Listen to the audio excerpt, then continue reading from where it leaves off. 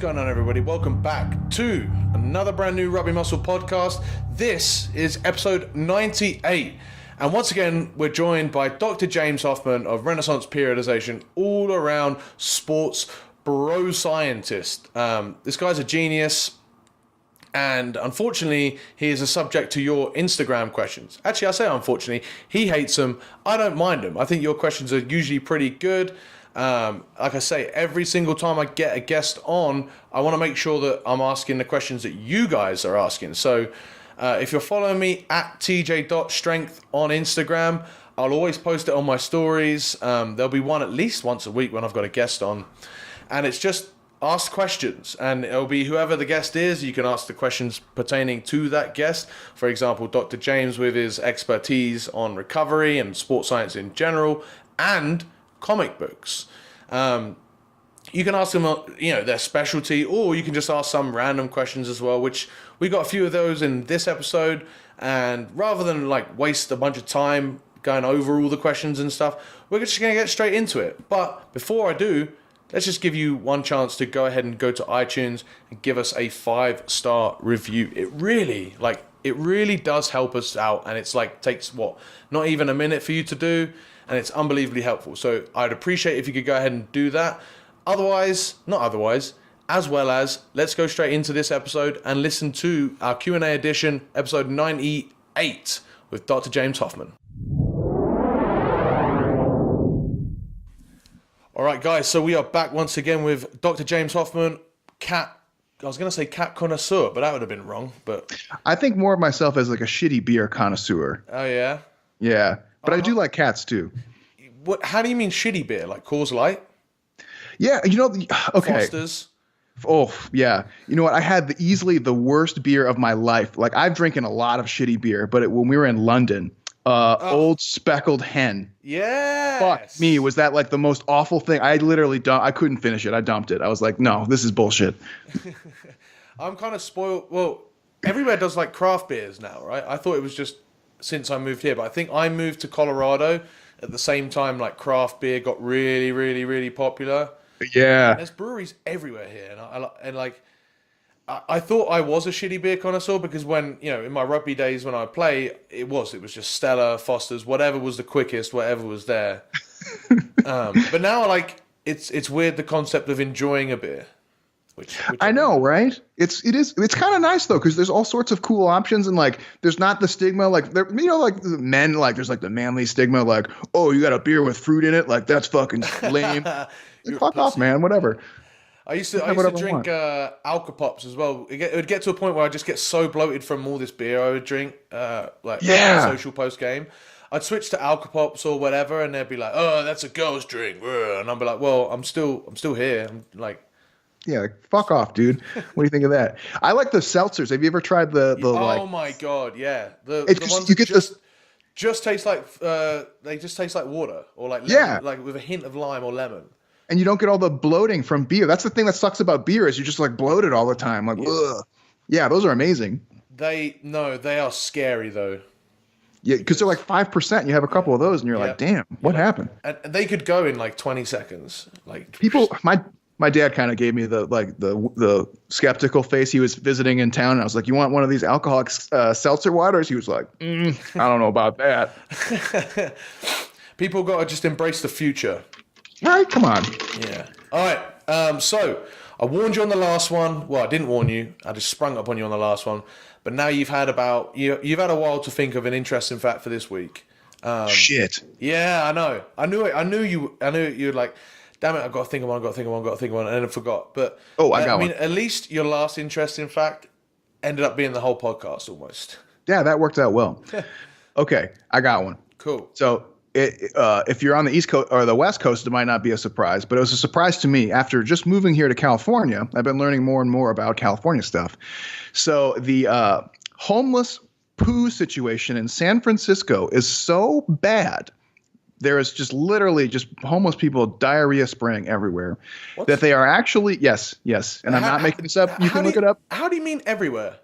The streets are covered in human feces to the point where now they have city workers who they're calling it the poo patrol, who make like 70 grand a year to go around and clean up human poop off the streets of San Francisco. And there's even an app, if I'm not mistaken, where you can, it's like Waze for shit, where you can report the poo and then somebody will come and get it. Yeah. Nasty. That's a thing? Yes. It's a thing. We were in San Fran not too long ago when they had the Sevens tournament out there. We went to the Sevens thing, and that was really fun. But, man, there was definitely like a homeless poo thing. It was just everywhere. It was gross. And it smells. It smells like shit. It's like every block it's like pot, shit. And, you know, they don't smell all that different, frankly. So it was gross. That's horrendous. Yeah. So fun fact. But if you're down on money and, you know, you don't have a strong sense of smell. Yeah, hit it up, I guess. That could be a career for you. That's more money than I made at my starting temple salary when I was a professor. I went to the wrong field. Supply and demand apparently does not value academics. It values people to clean up shit. I like that. I mean, yeah, I was literally yesterday I was protesting for teachers' wages. Were you? Because none of them make anywhere near enough as much as these people that go around picking up shit. It's crazy. They are molding our youth. Ugh, gross. Oh, well. All right. Speaking of poorly molded youth, we've got questions from Instagram. Oh, worse. Worse. They're not as bad because I don't like. There was a couple people that I think wanted just to sort of troll you because they've heard of your disdain for Instagram questions.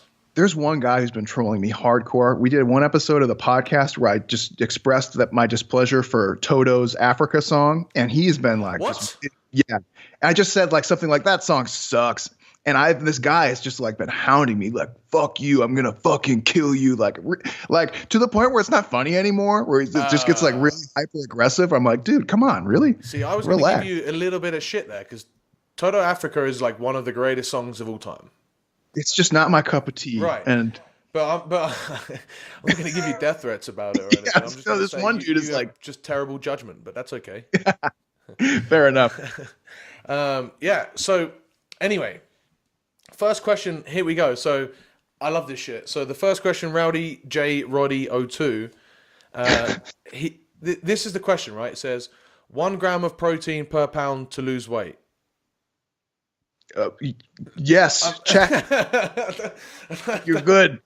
You're good. I love it. I love.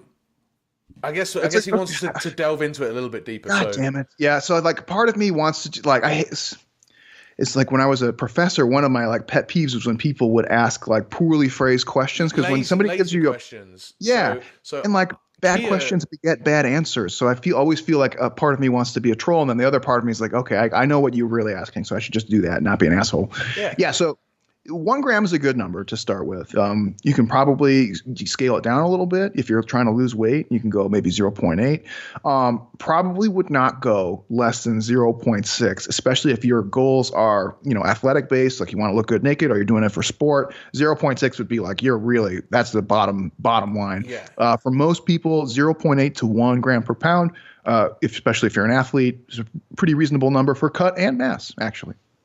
Nice. Yeah, I think your protein number, people get so hung up on it, and it's like, well, you just get enough and then worry about the rest of your calories. Yeah, it's not like a huge thing. It's more of a checklist kind of thing. It's not like carbs is one that's very much more worth discussing, where it's like, okay, well, what are your exercise that you do? How much carbs do you need for the recovery and for the next session and da-da-da-da. Protein is just kind of like how much muscle do you have? How big are you? And kind of check mark. Okay, good. After that, there's not really much to talk about. Yeah, like you can't, once the jug is full, you can't keep filling that jug up. It's full. Yeah, exactly. Exactly correct. Whereas you can have a lot more fun, with carbs, protein, calories, all that stuff in general. Yeah. Cool. And then, Instagram questions. No, it's all right. Because actually, I was thinking about I think people tend to ask a lot of lazy questions. And my buddy Kia, the rugby strength coach, every time he puts a Q&A up, he puts specifically no lazy, stupid questions, or no, because that's the other thing is everyone just asks for a job as well. Job. Can I? How do I come work for you? Or can I come intern? Or can I come do this? And it's like, what? I mean, how do you think that's a good way of interviewing or trying to do that anyway? But no. The lazy questions, I think, though, they come from like just the world that we live in, and the like everyone wants something simplistic, and everything, because everything you've been told is so simplistic, like and just made to show it as black and white by marketers because they want to sell you shit. Totally. So some people like will say like there is no stupid questions, no lazy questions, same idea, right? I don't believe that. Any question is not necessarily stupid or bad at face value. What makes something a stupid question is your own refusal to think, right? Yeah. You just want to be spoon-fed. You don't want to actually think. A stupid question is one where you yourself, who is asking the question, does not think, right? You just want it like a quick, like, give me the one-line answer. And most of the time, that's just not how it works. Yeah, I mean, all of this stuff is nuanced. That's why we have a podcast here that's nearly got to 100 episodes of us just yapping on about all the variables, right? Yeah. If it was just black and white, we would do maybe 3 episodes and be like, right, guys, there you go train, see you later. Yeah, and everybody'd be jacked out of their mind and we wouldn't have to talk about it, right? Like, but that's not the world we live in. So, all right, next question from Juano Valle. He says, training before breakfast, what's your opinion? That's just a really personal thing. So like if you were to make it a very black and white question, like should you train on an empty stomach? I would say probably not, or at least more often than not, probably not.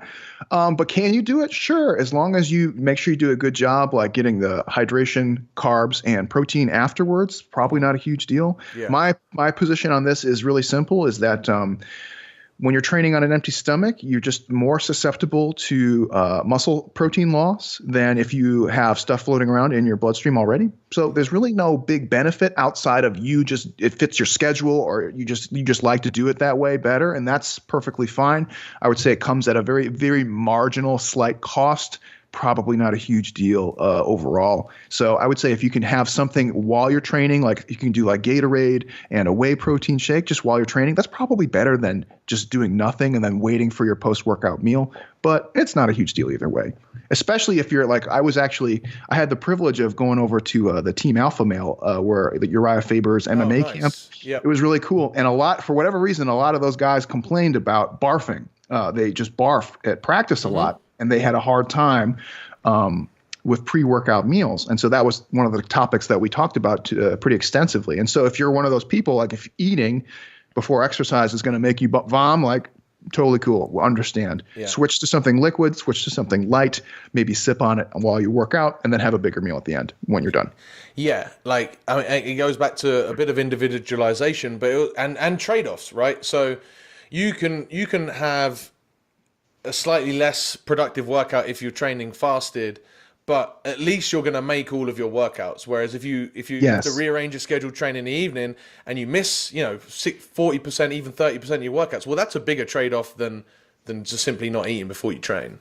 Totally, right? And that's, again, like you said, individualization at that point. If it's better for your schedule, better for your psychology, go for it. Yeah, cool.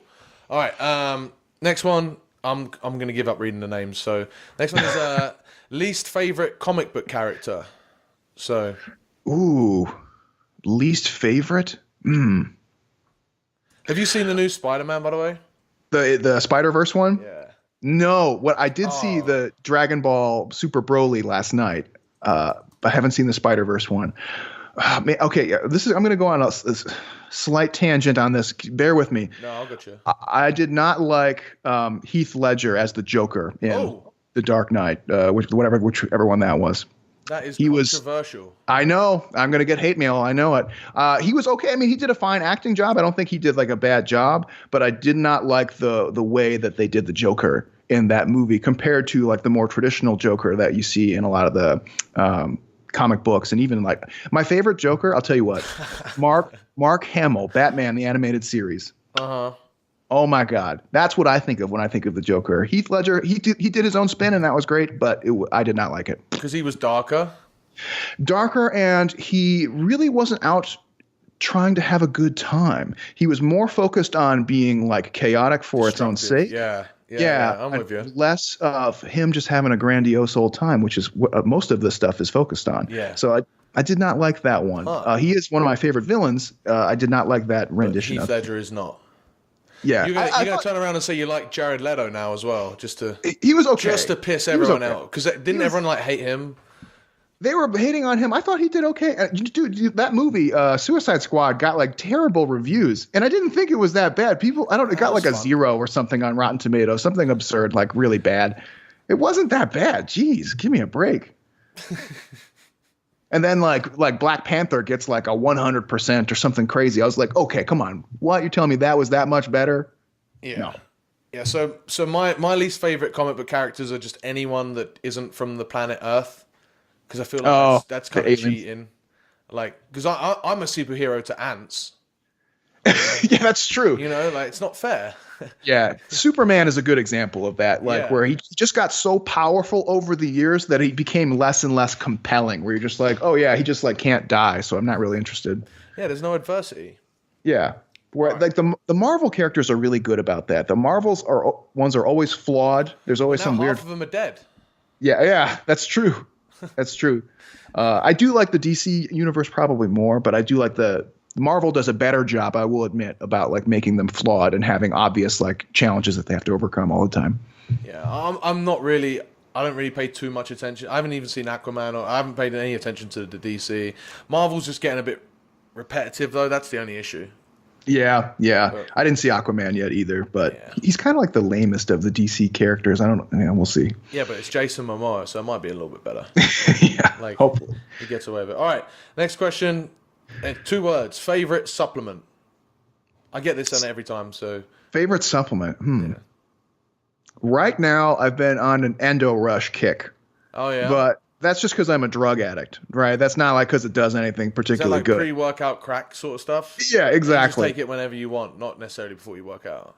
Yeah, I mean, it makes me like really fucking hot and sweaty and like itchy. So like, I don't know, there's something about that where I'm like, fuck, yeah, let's go. It's like either you have to work out or have sex right then and there. One of those two things has to happen. And they just, for whatever reason, they started carrying it in cans at the Costco in my neighborhood. So I was like, what? Are you kidding me? That's a stupid example, but like, if you want like maybe a better one, tried and true. I mean, how about like Optimum Gold Standard Whey? That's something that's been around forever. Fucking works. It's relatively inexpensive. Hard to beat that one, but it's not very exciting. It's just whey protein. But it's one of those like, especially now with like all the tainted supplements and stuff too. It's like they've been a very stable brand. Like they always have good products. You're never going to get like some wonky fucking testosterone enhancers in there, anything weird. Or remember the fucking like Jack 3D they were putting like crack in it or whatever. Okay. Yeah, there's some real dodgy, and that's one of the things I always say to people is like, really make sure that you get good batch tested, like actual reputable protein. And they're like, well, what about this one? And I'm like, is it that? No. Well, then there's enough options out there for you to always get good, reliable sources as opposed to, I don't know, whatever the fanciest thing coming out. Did you ever try that carnivore one, the beef protein? Oh my God, yes. Dude, it's fucking nasty. Yeah, it's so bad. It tastes like beef. It tastes like chocolate beef. It's Have horrible. You had the bars? No. Oh, you gotta try it just for novelty's sake. Like it's literally like you're like chocolate, and then it like boom, it's like beef steak. Like what and not is good this? steak, like well done, overly yes, and a terrible cut. My roommate I think it was my first year out of college, so I was broke, right? And he got a whole giant like 5-pound tub of the carnivore, and I basically got it for free because he had one scoop, and he was like, well, there's no way I'm drinking that. Like, he just gave up. He just gave it to me, and I was like, okay, I've got to. I was like, do you want money for it? He's like, you're not going to want to pay money for that. Dude, I remember Kai Green was like, they were sponsoring him for a while, and they like really blew up, I think, from his endorsement. Yeah. And I remember I tried it, and I just like, it was such a weird taste. I just was giggling. It was like when it was so. I just had like a giggle response to it. It was so weird. Oof. Yeah, not a fan. Nah, no thanks. All right, next one. Best ways to combine bodybuilding with rugby. Oh, that's actually a good question. Yeah. Sounds so surprised. Yeah, no, Instagram's usually terrible. So best way to compare to do bodybuilding and rugby. So depends on how much rugby you play throughout the year, right? So in the US, it's not unusual for people to do a spring, fall, and summer season. So if you're doing all three, then it's going to be really, really tough to try and balance those. If you're more of like a fall and summer kind of guy, like maybe you do like 15s in the fall and 7s in the summer, cool. Mm-hmm. that leaves the entire spring for you to think about doing some bodybuilding stuff. Now, there are some definite trade-offs, right, between the two types of training. Bodybuilding is really just focusing on gaining a lot of lean body mass, not necessarily getting stronger or more powerful. But for a lot of people, that can still be a big benefit, especially if they're undersized or under-muscled. Yeah. So what we would say is, hey, when you got your rugby season, you got to plan backwards from competitions. You say, I need this much time for my specific prep period, and I need this much time for my general prep period. And then I have this big swath of time that I can kind of do whatever I want. That's the perfect time to plan for your bodybuilding stuff. So the nice thing about bodybuilding training is that it's a really good kind of it's kind of a good like GPP alternative, where it's not sports specific and it's in its context, whereas a GPP phase generally would be like doing those same things in the context of getting better at rugby, like touch or something. Yeah, right. Where bodybuilding would just be like just building up lots of work capacity, building up your muscles, and that's all fine and good. So what I would say is plan your bodybuilding stuff. Where if you have bodybuilding competitions, that's definitely got to be like in the off seasons, and hopefully that's a no-brainer. Yeah. But what would be really cool is if you could do it in such a way where a lot of your bodybuilding stuff transitions into your GPP phases for rugby. So you might come off of a really big mass phase or a really big cut phase where you're doing all that hypertrophy training, and then you might be able to just make a really easy transition into doing 1 month of rugby GPP. You already have a huge base of work capacity. It's not going to kill you to go back to doing your rugby stuff, and then you can go right into your specific prep periods and go into rugby competitions. So that would be how I would want to do it. It depends on how much you want to compete in bodybuilding, because if you do a show, then you got to have some recovery time after that before you can go back into rugby, If you're just trying to be like jacked and look good naked, right, I would try and schedule it so that like your end of cut, end of mass stuff lines up with when you want to eventually transition into your GPP for rugby. Yeah, sure. And I think you could use a lot of that rugby training for extra conditioning anyways, if you were to do like quite a longer cut, but you couldn't do it if you're trying to get down to like single digits, body fats, all of that sort of stuff. You're just not going to be able to last. So if we're talking bodybuilding like the competition, you do have to sort of separate them. If you just want to get jacked, I think it goes back to what we said before, right? Where you've got maybe you've got two scales of 1 to 10, one being rugby, one being bodybuilding. You've got 11 points to distribute between the two, and you got to figure out what do you want to prioritize at what time. And obviously, you're going to prioritize rugby during rugby season. If you haven't got rugby, then that's when you can really prioritize bodybuilding. But then the rest of the time, it's sort of up to you. Yeah. And if you're just like a fall season player, like if you just do 15s, then you got a lot of time. And then like how much maintenance volume of rugby do you need to do? Not a ton, right? Like get a couple runs in every week, put your hands and feet on the ball every now and again, maybe get a buddy and do some, like light technique work on like tackling and line outs, something like that. That's like easy. That's maintenance volume stuff. That's just so you don't forget how to rugby, or at the very least so you don't have to spend like the first 2 weeks brushing up on your skills when you go back. Yeah. That's easy. Yeah, for sure. And again, you can use them to combine the both. Cool. All right. Knock that one out of the park. Last question we have here is future predictions for USA Rugby. That's a great question. Hey, man, normally USA, we've accepted that we're not great, but the last few years, the 7 side has been doing really awesome. And like, did you catch any of the Hamilton action last week? Not yet. No, I have not. But yeah, they did pretty well. They made it all the way up to the finals against Fiji, and then Fiji just fucking spanked them. But one thing I like about especially the 7 side on USA is their bench is starting to get better. Where a lot of people for a while were just like, oh, it's just Carlin Isles, or oh, it's just Perry Baker. But I think Baker got injured either previously or I think maybe even like one of the first matches, and he was out. And they still went all the way, even without their best fucking player. So I like their bench. They're doing well. I would really like to see the 15 side like really kind of step it up. They're usually somewhere between like ranked 10 and 20th in the world. Mm-hmm. I would like to see them really break into that top 10 more. And it's tough. I don't know. The thing was, okay, I'm ranting here. I don't apologize. No, it's good. It's tough to be a rugby fan in the United States because it's just not a big sport. It's not televised. You don't get a lot of events. It's getting better. Like NBC and NBC Sports are starting to play some of the national stuff, and every now and again you'll see the CRCs on TV, which is cool. What I will say, for our American friends, if you want to get more rugby, I just got an ESPN Plus subscription. It's only, I think it's like $10 or five or $10 a month. And they play all of like the Guinness Pro, they play Super Rugby, they play all the international stuff. You can watch the replays. You don't have to catch it live. So that's been a huge blessing for me, where like before I just, like you just kind of have to get lucky, or you got to go to a pub at like 4 a.m. and see if they're open playing the match. Now ESPN Plus, dude, they have like all the Pro 14. They have like all the Super Rugby, which I already saw I loaded it up the other day and it's coming up. Sometimes they'll have Six Nations, not always, but sometimes. The Six Nations is on NBC Sports Gold. So Six Nations. I think Six Nations, I think the Heineken Cup, and I think the Premiership are all on NBC Sports Gold, which is the same type of deal, right? I think it's $6 a month for that. So yeah, so those are cool options like we didn't have before. Before it was like you could get lucky on just like a USA Rugby, one of they have like a streaming thing where they or play just every now find stuff and on YouTube.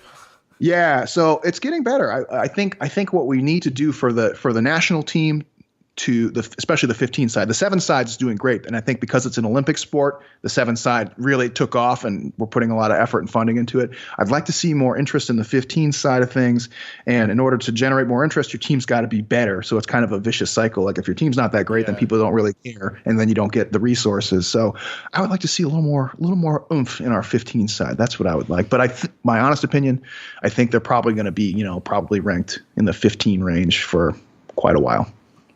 Yeah, I mean the sevens has come on ridiculously. Like it wasn't even too long ago when the US won its first ever tournament. Or even play. Like now they're always considered one of the top contenders that could go and win a tournament. So that's them pushed on like miles, man. Miles. Yeah, it's cool to see, especially again, like having it's like I'm from Chicago, right? So like it's like when you watch the Bears play football, you're like, oh yeah, it's the hometown, but they fucking suck, and they're gonna lose and stuff. Whatever. That's how it was with our national side. But then like the sevens thing came around, and all of a sudden it was like, oh, we won a couple matches in this tournament, and it's like, oh, actually we made it to the fucking bowl, and then the next one's like, oh damn, we're in the finals. What's going on, right? Like, and now they're legit contenders. It's cool. But cool. But the 15s, I thought about this when I got that question, and I was like, yeah, it's tough because you've got, they're pushing professional rugby here in the States now with Major League Rugby. They're really pushing it, but I just have never seen, like maybe Argentina, but they've been around for forever as well. You've never seen a team really be able to make that. Like Italy tried to do it, they haven't really done it. It's really difficult to make that one last step from tier 2 to tier 1.5 to become a real tier 1 team, because it's for whatever reason, like Georgia and Romania have been knocking at the door for decades now, and they still haven't cracked it. And it's just, I can see the USA doing it eventually, but I think the only way they're going to do it, and I tell anyone that ever wants to talk to me about USA Rugby about this, they need to do what US soccer did in the 90s with the World Cup, right? Because when you had the 1994 FIFA World Cup, people started to watch soccer a little bit in the States, but it didn't just balloon from there.